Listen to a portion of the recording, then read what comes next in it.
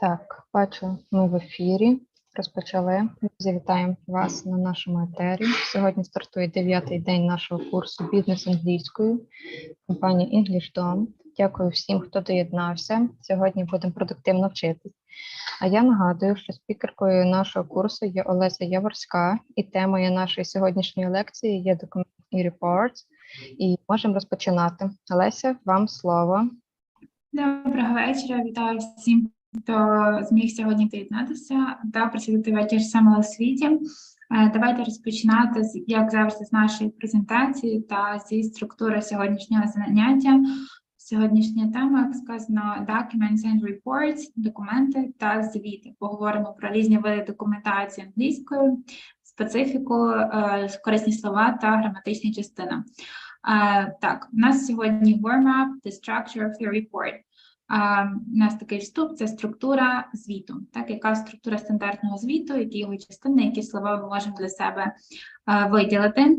The report checklist – це checklist, тобто пункти, які повинні пройти в кінці після складання, щоб зрозуміти, чи належним чином ми склали той чи інший звіт.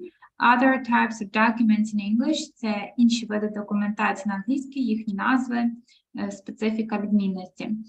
Далі граматична тема у нас third conditional, третій вид умовного речення. Минулого разу ми говорили про перший та другий вид, сьогодні поговоримо про ще один вид умовного речення, про нереальне минуле.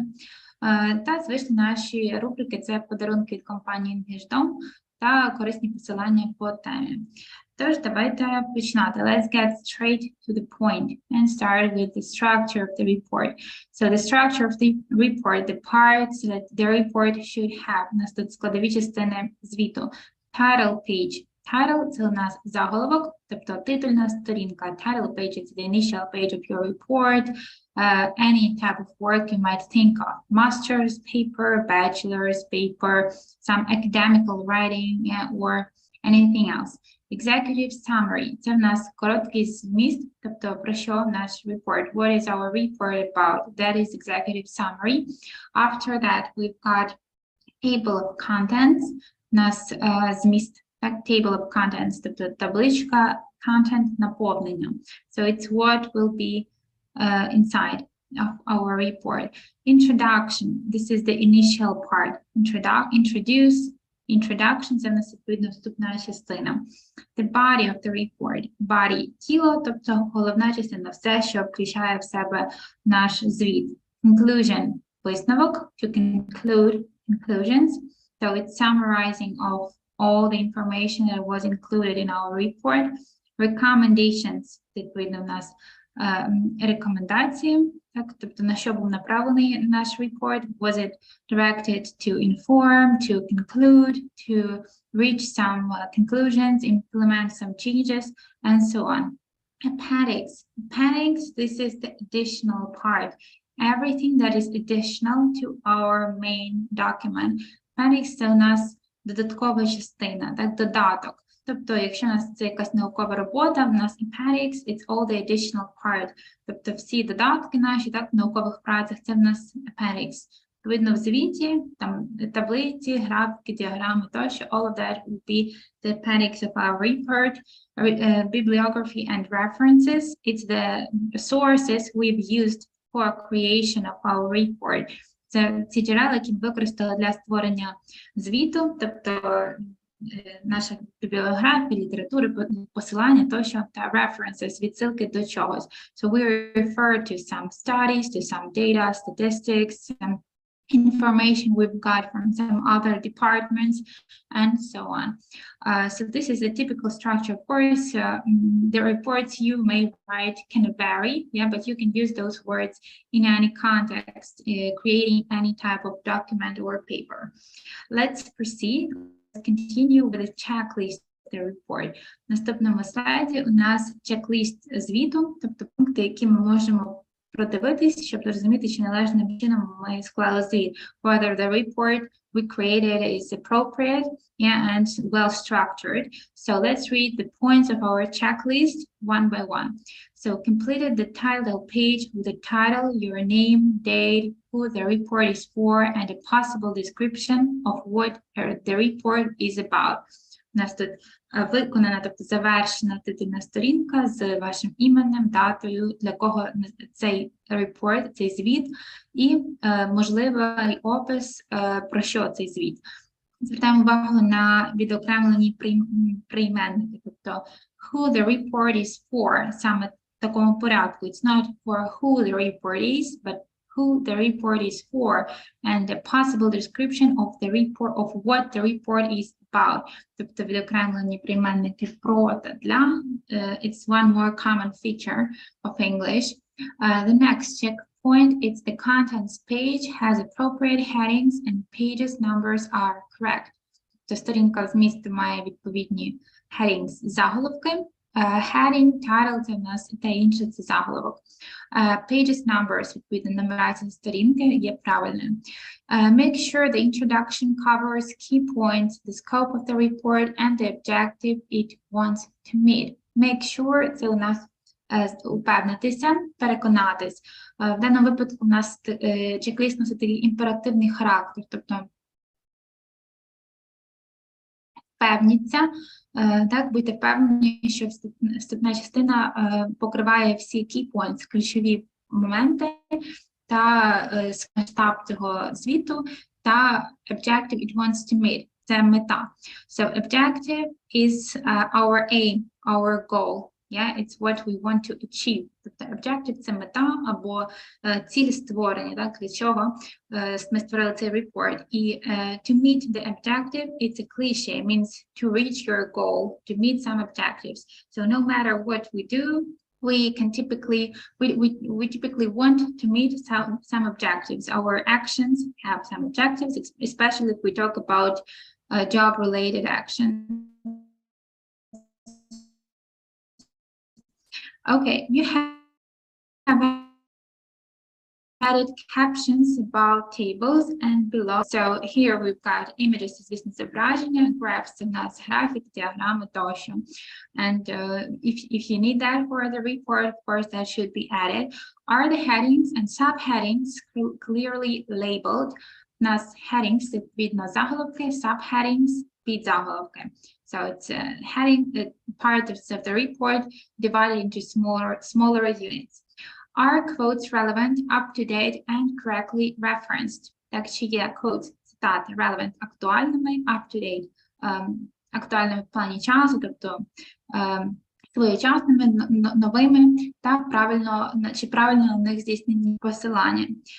So if you have some quotes, yeah, of anybody, of course, it should be up-to-date, relevant, and correctly referenced. Have you used page breaks where appropriate? Чи використали ви page breaks? Це розрив сторінки, де це необхідно, where appropriate. So I strongly recommend, once again, changing your settings into English, even when we talk about Microsoft Word or any kind of programs, applications you are using on your laptop, on your phone, because we can learn some new words and phrases there without effort. Тобто це у нас такий спосіб вивчити якусь нову лексику без особливих зусиль, просто змінити налаштування our settings. Наприклад, в тому ж Word у нас буде не розрив сторінки, а саме page breaks. So we will memorize this one and many other words that might be useful for us in communication and writing. So try doing that, and now we move further. Ми рухаємось далі до інших типів документації, які часто зустрічаються в англійській мові та можуть викликати певні складнощі, тому що ми можемо їх плутати, або наші синоніми не зовсім українським зовсім релевантні. Перше, в нас agreement versus contract. Тобто agreement – це в нас договір або угода, contract – це відповідно у нас контракт. Now we'll talk about the difference. So let's start with reading the definition. Почнемо з читання визначення. So agreement is any understanding or arrangement reached between two or more parties. Тобто agreement – це будь-який вид розуміння, взаєморозуміння або якоїсь згоди, досягнутої між двома сторонами. So two parties – це в нас саме сторони. We don't say sides, yeah? We say parties. У нас саме сторони як партії, так? Сторони контракту, угоди тощо. A contract is any specific type of agreement that by its terms and elements is legally binding and enforceable in a court of law. Якщо ми порівнюємо контракт з agreement, то у нас контракт це саме один з видів agreement. Тобто agreement це в нас більш широке слово, а contract у нас вузьке зазначення. Тобто contract це такий особливий вид agreement, який by its terms and elements is legally binding, який за своїми умовами, terms, умови та елементами є юридично зобов'язуючим. Legally binding. У нас bind – зв'язувати, відповідно legally binding – це те щось таке, що накладає на нас юридичні зобов'язання. And enforceable in a court of law. І такий, який обов'язковий до виконання, так, force – сила, enforceable іменем закону. Тобто ми не можемо не виконувати. So agreement is something oral, it's something that is maybe not official, not on paper, yeah, but contract, on the other hand, is official, something that we have to sign.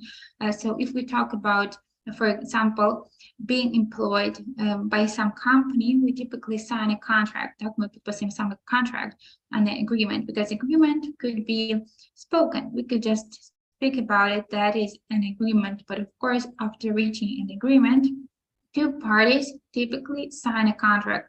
Тобто після досягнення якоїсь згоди, там взаєморозуміння, дві сторони підписують contract, саме контракт. Examples in context. There is a wide agreement that investment is necessary. У нас приклад перший – це те, що є широка згода, що інвестиції необхідні. Agreement, so people just talked about that, yeah, maybe some people in charge of investment and reached such an agreement. And contract is something that they have to sign. No one can make you sign a contract. Нарешті ніхто не може змусити тебе або вас підписати контракт. So a contract is something on paper. A will or testament. У нас, хто був присутній на лекції по legislation in English, так, законодавство, юридичні терміни англійською, пам'ятає, у нас був такий лексичний дублет, це заповіт та заповіт, тобто will and testament. І це слово йде парою, тобто маючи ідентичне значення, воно в юридичних документах, текстах зустрічається саме в парному варіанті. В розмові ж ми можемо використовувати тільки одне з них, наприклад, казати тільки will або тільки testament, або will and testament. І те інше це в нас заповіт. So a will or testament is a legal document that expresses a person testator wishes as to how their property estate is to be distributed after their death and as to which person, executor, it is to manage the property until its final distribution. У нас такий той випадок, коли саме значення вище за значення самого слова заповіт, але тут багато цікавої лексики, тому давайте розглянемо. Це в нас юридичний документ, legal document, that expresses the person's wishes, який виражає бажання людини щодо того, як їхнє майно, their property or estate, property – це саме майно, повинно бути розділене там або використане після їхньої смерті, distributed after their death, and to which person is, і тобто яка людина повинна займатися цим майном, ним керувати до фінального розділення, розподілу тощо. So somebody's will, it's the legal document about their property, their estate, their assets, and their further use after their death. And our example in context. Наш приклад в контексті – це father's will and testament, тобто заповіт батька. Так? Тут у нас два слова, ми прикладаємо їх як заповіт, тому що це лексичний дублет, який може йти в парі. Звертаємо увагу також на possessive case. У нас тут позитивний відмінок, тобто присвійний відмінок, так, належить батькові заповіт, відповідно в англійській це виражається апострофом та закінченням «s», якщо в нас іменник саме в однині, як тут. Що ж, рухаємось далі. Let's move further to more types of documents. У нас ще є кілька типів документів та таких термінів, які ми часто плутаємо або забуваємо. І наступне це в нас a manual, це інструкція. This word might be tricky because we oftentimes confuse that with instruction. Так, це слово ми часто плутаємо з instruction, інструкція, та хочемо сказати instruction замість manual. Але в англійській мові між цими словами все ж таки є різниця. Тому в тому сенсі, в якому розуміємо інструкцію, тобто вкладення до товару, особливо якогось приладу, так, це на все-таки це на manual, не instruction. Instructions – це те, що нам хтось говорить або повідомляє усно зазвичай, або письмово щодо користування чимось чи виконання якихось обов'язків. Тобто ми можемо залишитись там вдома самі, і нам може хазяїн дому дати якісь instructions. Yeah, the person who lives in that house, for example, our friend, yeah, or a parent, might give us some instructions, yeah, how to use the heater, how to kind of measure the community services, whom to call, and so how to feed the dog. Тобто instructions – це в нас такі настанови швидше, аніж інструкції в прямому значенні. Якщо ми залишились там в когось вдома, так, і нам повідомляють, як вмикати heater, обігрівач, це в нас instructions. А manual – це саме документ, який в нас додається до товару. So a manual is a book which tells you how to do something or how a piece of machinery works. Тобто manual – це в нас книга або такий невеликий лефлет, який нам повідомляє, як щось робити, або як piece of machinery, якийсь пристрій повинен використовуватися, як він працює. So our example, a manual for teachers was published in 1996. Тобто інструкція для вчителів була опублікована в 1996 році. У нас інструкція як офіційний документ, а не усна instructions, так? So somebody might give some instructions to teachers, for example, headmaster, як директор може дати якісь інструкції. But manual is official piece of writing that was published, printed, and so on. Тобто в нас між тими словами є різниця. Далі наступний термін у нас більш відомий, який всі знають, та, я думаю, стикалися, driver's license. Тобто водійська ліцензія, тобто водійські права. У нас там не driver's rights, не driver's pass, driver's ID, у нас таких слів немає, у нас саме водійська ліцензія, driver's license. І знову ж таки в нас присутній possessive case, присвійний відмінок, тому що ліцензія належить водієві, тому driver's license. So it's a legal authorization for the official document confirming such authorization for a specific individual to operate one or more types of motorized vehicles, such as motorcycles, cars, trucks, or buses, on a public road.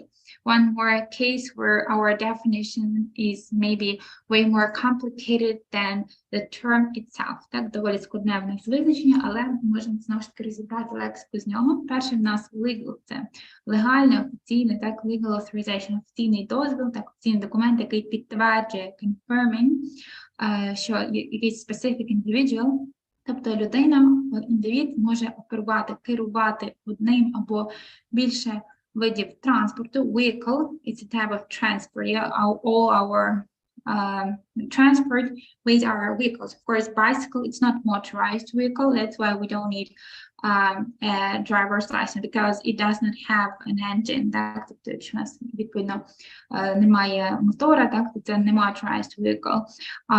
Тут у нас перелічені види motorized vehicles, це motorcycles, так, мотоцикли, автомобілі, trucks, це грузовий автомобіль, buses, автобус, так, на public road, на громадських дорогах. And our example, his driver's license was revoked for hot rodding. Так, його водійські права були відібрані, так, або анульовані за hot rodding. Hot rodding is a crime when a person changes or modifies their vehicle to accelerate it on the road. Так, це слово hot rodding має значення, коли хтось, ну, тобто водій штучно видозмінює, модифікує свій vehicle, свій вид транспорту, щоб його accelerate, ускорити. Якимось чином. У нас, відповідно, в даному реченні пасив використаний, passive structure, тобто не хтось там відібрав у нього права, а швидше права були відтягнуті, тобто revoked, так, скасовані. Це звучить більш дипломатично, немає персональної відповідальності, хто це зробив, так, який орган, яка структура. Звучить більш дипломатично, не персоналізовано, офіційно, так, професійно. So somebody's driver's license was revoked. Yeah? Means it's not somebody's fault, it's just the legal procedure. Тобто наскасив типова риса такої офіційності, професійності, дистанції персональної між дією та людиною, яка її здійснила. More document types, we've got an invoice and a bill. У нас invoice така свого роду квитанція, bill – це рахунок. So those who have offered some services, probably you have created a few invoices. Так, можливо, комусь вже доводилося створювати інвойси раніше, той знає, що invoice – it's something where you don't have to, you are not supposed to receive a payment straight away, yeah, but you will receive a payment for some services or for some work afterwards. Тобто це коли ми за наші якісь послуги чи сервіси описані, так, ми отримуємо платню, тобто вони оплачуються, але не миттєво, а ми надсилаємо, створюємо інвойс, та через який час, тобто це такий вид квитанції. So somebody who is some kind of freelancer, web designer, some person who works with sound, visuals, any kind of stuff, yeah, copywriter might create an invoice for their clients for the services provided and then receive the money, receive the payment. On the other hand, bill is something that is supposed to be covered or paid straight away. And від інвойса в нас рахунок, bill – це те, що ми оплачуємо негайно на місці, тобто без зволікань. Тут у нас є визначення. So a business typically sends an invoice to a client or a customer as a request for payment after it delivers a product or services. Тобто бізнес зазвичай надсилає інвойс своєму клієнту з запитом про оплату після того, як доставляє якийсь продукт чи сервіс. When a business issues an invoice, clients typically have a certain amount of time to pay the amount due, whereas a bill represents payment that is due immediately.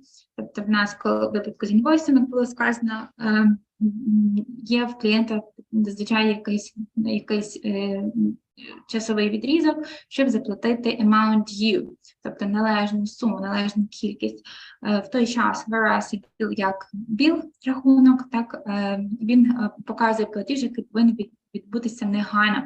So the payment that is due immediately, right now. And our examples in context. The price indicated on our invoice is binding. Тобто ціна, яка вказана на інвойсі, є обов'язковою. The bill for their meal came to $17. Тобто рахунок за meal, за прийом їжі, так, він склав $17. Тобто bill it's for some food, for cafe, for restaurant, for any kind of service or product that you have to pay right now, pay for right now, just immediately. So you receive the bill in the restaurant and you pay that bill straight away. While the invoice takes some time, it goes to accountant, the financial department, and maybe after that, it gets covered.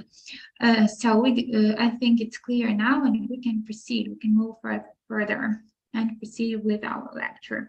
Думаю, наразі ми можемо рухатись далі з нашою лекцією, розібравшись з термінами і поговорити трохи про граматичну складову. Це третій тип мовного речення. Раніше ми говорили вже про кілька типів. Це був у нас перший та другий тип, був нульовий тип, тобто це коли ми говорили про якусь невідворотну подію, щось таке, що точно відбудеться, є 100%. Це в нас був реальний тип. Другий тип у нас був нереальним, коли ми говорили про те, що в нас якась подія дуже малоймовірна або зовсім неможлива, так, використовували цю структуру якби, там, чи якби я був тобою, будучи на твоєму місці, якби я зараз була там в Іспанії, тощо. Третій тип у нас також нереальний, unreal conditional, але тут уже мова буде йти про минуле. Тобто це якісь наші, коли ми можемо висловити невдоволення, як події розвернулися, або подумати, що було б, якби щось пішло інакше, ми б використали цю структуру, третій тип мовного речення. Тобто назад повернутися ми вже не можемо, та змінити ситуацію, ми, відповідно, також вже не можемо. Загалом в англійській є багато варіантів, як виражати якісь своє невдоволення минулим, тобто або роздумувати, як воно могло б теоретично бути. У нас, наприклад, є I wish і третя форма, про що ми говорили. Тобто, якби ж то там хтось зробив інакше в минулому, хоч це неможливо. So maybe it's some cultural feature of native speakers to speculate about the past and consider the potential options in the past, hypothetical decisions, hypothetical actions, and so on. Тому я думаю, що у кожного з нас трапляють ситуації, коли хочеться висловити якусь думку гіпотетично, що було б якби, і саме для цього в нас є третій тип мовного речення. Формується він максимально просто, наче математична формула, яка ніколи не змінюється. У нас є головна та залежна частина мовного речення, тобто з якої умови це залежна частина, та результат, що відбулося б, це головна. І ми дотримуємося простого правила. В залежній частині ми використовуємо past perfect, так? Тобто старий минулий past perfect, а в головній частині використовуємо would have та третє дієслово. Ну, замінити на будь-яке інше модальне в другій формі, тобто could або might. Від цього в нас значення не змінюється. І далі наші правила, які нам можуть розібратися, для чого саме використовувати third conditional. Used for unreal actions and past regrets about lost opportunities. Тобто ми використовуємо past perfect для якихось нереальних минулих подій або якихось про те, що коли говоримо, що ми про щось шкодуємо, жаліємо в минулому, та якісь втрачені можливості ми можемо описати мовним реченням. So our example, nothing would have gone wrong if it had been told over earlier. Тобто у нас would have, третя форма, це головна частина в нас іде спершу, в залежній частині had been told over, це в нас відповідно past perfect. Далі в нас we can use could or might instead of would for unreal situations. Так, для нереальних ситуацій ми можемо використовувати could, might замість would. Тобто у нас буде не пішло б не так, а могло би піти не так. Так, тобто would have gone wrong, could have gone wrong, might have gone wrong. All of those situations all of those words, model words are okay and possible. And our example, they might have tackled the problem if she had come earlier. They might have tackled the problem. Вони могли би розв'язати цю проблему, вирішити проблему, якби вона прийшла раніше. If she had come earlier. У нас тут might have, третя форма в головній частині, та past perfect в залежній. Звичайно, ми можемо також сказати they could have tackled the problem or they would have tackled the problem. Так, вони могли б розв'язати проблему, вони б розв'язали. Тобто це вже нюанси, так, яке модальне ми виберемо, не змінить суті. Але виходить в нас в цій ситуації, вона не прийшла раніше, так, і проблема не була розв'язана. Тобто це третій вид умовного речення, коли в нас це неможливо вже змінити. Це просто таке гіпотетичне розмірковування, some hypothetical speculation about the potential past actions. Чому ми часто не чуємо, не помічаємо цього третього типу умовного речення, так це через використання contractions. Тобто у нас носії мови не тільки дуже часто при швидкому мовленні використовують contractions, скорочення. Тобто у нас might have tackled буде при швидкому мовленні звучати як might have tackled. Might have tackled the problem, тобто це have злиється в, так, і буде в нас they could have tackled, they might have tackled, they should have tackled, they would have tackled, or I would have done that if you had allowed me, yeah, or I might have seen her in the past, yeah, or I would have been a different person if something else hadn't happened. Тобто наші ці скорочення, вони є типовими, але вони інколи заважають нам якщо ми не звикли їх розпізнавати, використовувати, зрозуміти, де саме в нас третій тип умовного речення та почути його. Що ж, зараз я пропоную, звісно, нашу типову активність в чаті – це написання власного прикладу третього типу умовного речення. Це в нас максимально просто та піддається простій формулі, тобто ми дивимося на екран, на слайд, в залежній частині, там, де у нас if, якщо або його синонім, ми використовуємо past perfect, тобто had та третю форму дієслова. В головній частині ми використовуємо would have, і третю форму дієслова could have, так, або might have, це вже на наш вибір. І, звісно, наш приклад описує щось, що вже не може відбутися ось таким чином. Але якби так було, то було б щось інше. Ну, мій приклад, так, я можу розпочати з свого прикладу, це, наприклад, якщо б я там зробила інвестицію 5 років тому, я б придбала собі там, не знаю, і дорогий автомобіль. Я можу думати такий приклад. So if I had done that investment years ago, I would have bought that expensive car. Yeah? So that means it's about some lost opportunities, hypothetical. Тобто можемо придумати реальний або нереальний якийсь приклад якогось гіпотетичного речення про минуле. Саме про минуле. Часто ми плутаємо цей приклад з чимось, що може мати наслідок зараз. Тобто я можу сказати, if I had done that investment in the past, I would be very rich now. Але це в нас вже не третій тип умовного речення, це в нас mixed, тому що в нас не минулий наслідок, а теперішній наслідок. Так, це виходить вже не зовсім, це суміжна тема, але не зовсім наш третій тип, тому що наслідок у нас не в минулому, а ось тепер, вже зараз. Що ж, якщо в когось є приклади саме третього типу, те, що у нас проілюстровано на слайді, за структурою, яка в нас на слайді, то don't hesitate to share your ideas in chat. Не зволікаємо поділитися своїми ідеями в чаті. Mistakes are welcomed. Mistakes are fine. Yeah? Don't be afraid to make some mistakes. Не будемо боятися зробити якісь граматичні помилки, тому що на це не наші акції, щоб внести якісь корективи, покращити свою граматику, поповнити словниковий запас тощо. Так.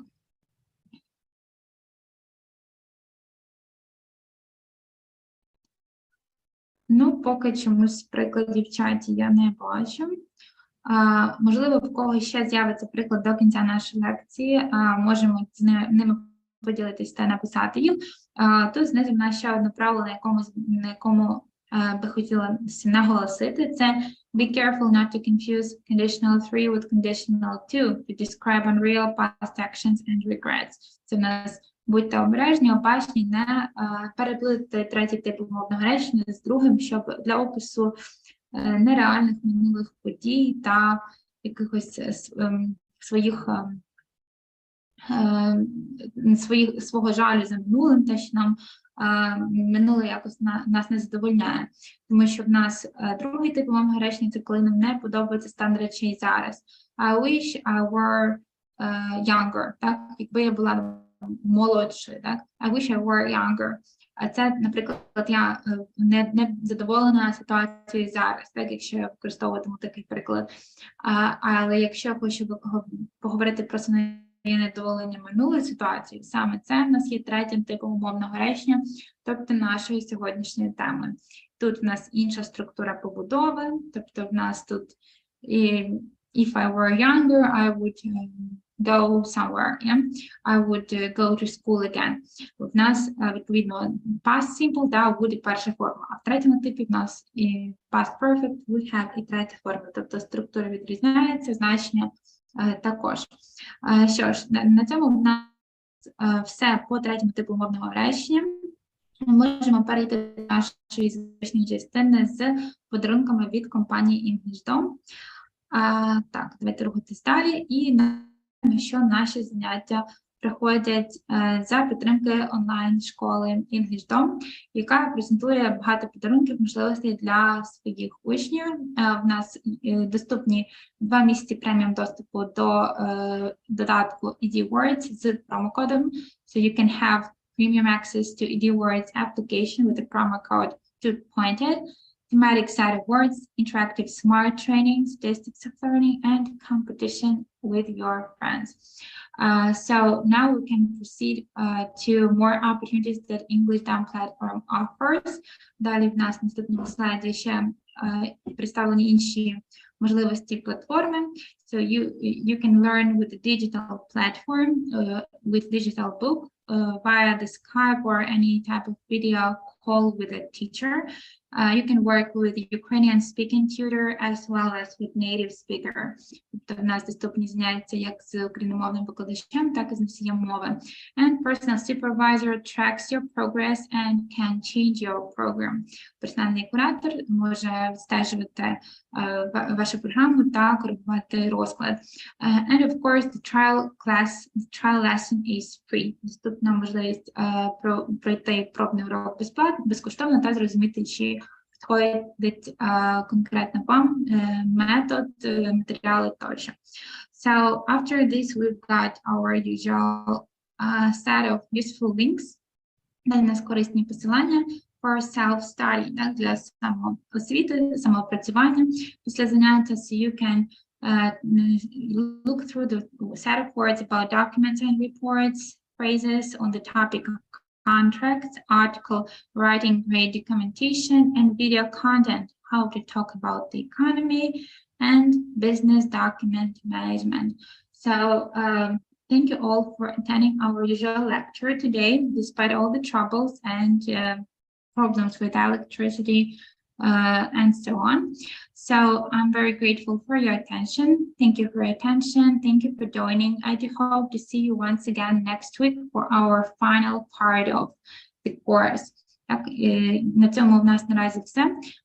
Буду дуже рада побачити всіх наступного тижня у вівторок для нашої фінальної частини курсу, такого стислого курсу бізнес-англійської. Так, поговоримо наступного разу про correspondence, це про ведення ділового листування, написання імейлів англійською мовою. Ще раз дякую за увагу, бажаю всім гарного вечора та до зустрічі. Так, дякую, Лесю, за продуктивну сьогоднішню лекцію. Було дуже цікаво. Ну, а ми, друзі, завершуємо наше заняття. Побачимося у вівторок на цю саму годину на нашому YouTube-каналі.